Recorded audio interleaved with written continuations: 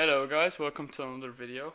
I am here to talk about a very important topic that I've seen these past few days while watching anime.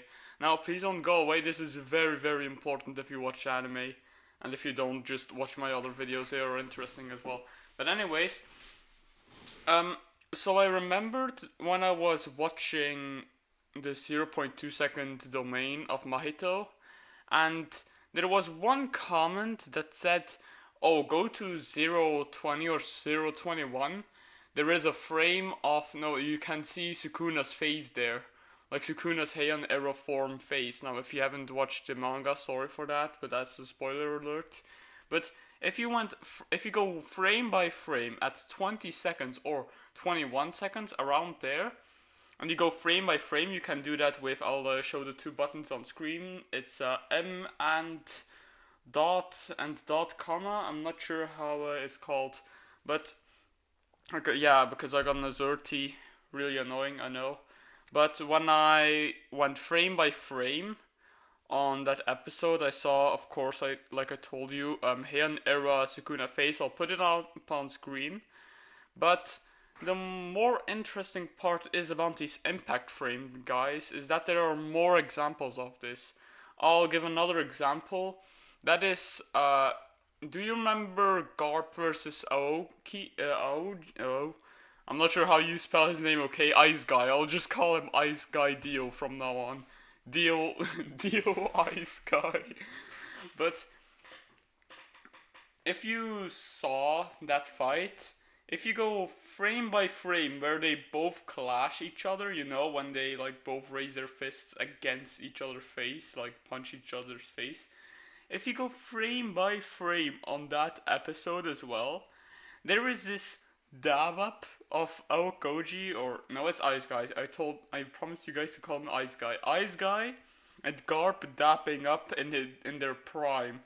Now, I'm not sure who is doing these impact frames, these sneaky little impact frames, but I have a feeling, and I want you guys to find out who it is, that there is somebody there at any studio, I think a freelancer or something, that is putting these little frames in there that give so much details to these scenes. Now I'll give some extra info of what I think about that Mahito 0.2 seconds domain. I think that Heian era face is either one, an example of just Sukuna of who he is, or two, which would also be interesting, is to like show off that Mahito was gonna enter a different form. Like that's Mahito had the potential to be like Sukuna. Now, before anybody is gonna rage, oh, Mahito doesn't have the potential to reach Sukuna. He does, okay? If you can one shot anybody, doesn't Sukuna do that as well? Sukuna can also one shot anybody with his cleave ability, and Mahito has Idol Transfiguration. He can just. Now with Garp and Ice Guy, it's very clear that impact frame, and that is that yeah, we know that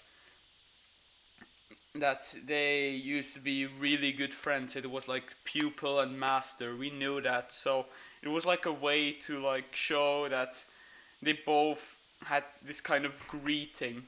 Now, as kind of a way, I think it's like a way to make people more emotional watching the scene, which made me a little bit more emotional. I know I'm not a wimp, but yeah, still, it was really saddening to see that one impact frame. Now, for another impact frame, two more honorable mentions. If you watched King versus Zoro, there's also one where you can see that if you go frame by frame with Zoro, like I think it was something with his haki. I'll put it up on screen. Please do that, future hunter. But it was something with pink horns like coming out of his head, like showing the king of hell, which was really interesting for that fight. What else was there? That was also in the same arc, by the way. I think it was near the Zoro episode.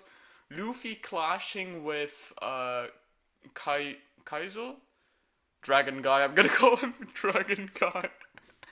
Dragon Guy. Okay, so you got Dragon Guy, and you got Luffy.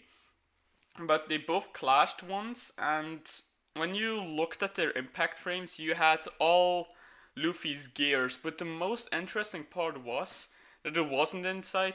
It was, and Gear 5 wasn't, by the way, revealed yet. If you went frame by frame when with the clash, there was like all the reveals. You had like Gear 1, his normal, Gear 2nd, Gear 3rd, Gear 4th, but mostly interesting was also Gear 5th. It wasn't even revealed yet, and we already had that one glimpse of him smiling, I think it was, with like his white form around him. Okay, so I think I got over all these impact frames, but this video is like an awareness video. I want everybody, if you ever see a clash in any kind of anime and it's like very lightning and stuff, check it frame by frame, because I think there is something that there's sometimes hidden Easter eggs. Like, remember in Attack on Titan where things got spoiled in the anime itself, but we never noticed? I have a feeling that there's stuff like that happening right now, like in those impact frames. Now, this can be like an over exaggeration. Oh, I'm really bad at words, sorry. Just came home. But really have a feeling that there's something off with these impact frames. And also, I also went ahead and checked Itadori's Black Flash. Nothing really interesting. However, there was this weird, like, Itadori and, like, a second face. I'm not sure why there was a second face. For Todo, it was really obvious. It was, it was really wholesome. You saw, like, his fake memories going through, like, going faster and faster. And, you know, like the Kataka-shan thing. Then what else was there? Then with Mahito again, when he lands his Black Flash, you see the cocoon. Like, you see the cocoon, but it's not you. You can check it frame by frame, but you can also normally see it in the scene as well. Like, you vaguely see the cocoon, like moving a little, like getting ready to birth it. So that kind of confirmed my suspicion that it wasn't really like the 0.2-second domain, but it was rather, like my friend said, the Black Flashes that awakened Mahito. Now, for whoever was wondering why there's Jujutsu Kaisen playing in the background, Jujutsu Shenanigans playing in the background, it's because I found out that everybody is like giving more attention where when there's actual funny gameplay in the background than me getting beat up and everything like that. Also, if you got this far, please like and subscribe. Now I see that we're nearing the end of the video. It's 2 more minutes. So with these 2 more minutes, I will just talk about my future ideas for my future videos. So I'm planning to release a video trailer of a video game that I will be playing on VR and see if that is more successful than Gorn. My Gorn video was, if you haven't watched it yet, it's 34 minutes long. I am not gonna force you all to watch it. It's 34 minutes. I know it's pretty long. My attention span is also like pretty short, but my problem with that video is that I couldn't really edit it at all. Now with the other video IDs, I'm gonna upload another Nimbus C guide. So whoever also watched Arcane Odyssey, like the Nimbus and Bronze C guide, I'm gonna update the Nimbus C guide, because if you haven't like seen that update already, the diving points are around 300 meters deep or deeper. So it's basically you got the ocean floor, the normal depth. Now it's 3 times deeper. So I'm gonna show like a different approach now to those depths.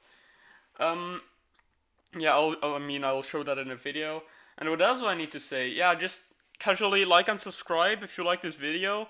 Also, I know this video was pretty short for impact frames, but I don't have a lot of proof for impact frames. So if you guys got any more cool hidden impact frames that you know of any anime, inform me. Like, indulge me. I want to know every single cool factor in impact frames. If I already know it, I'll just DM you. Okay, I'll just say it in your comments. So just comment down below if you like this video, and also if you know more impact frames.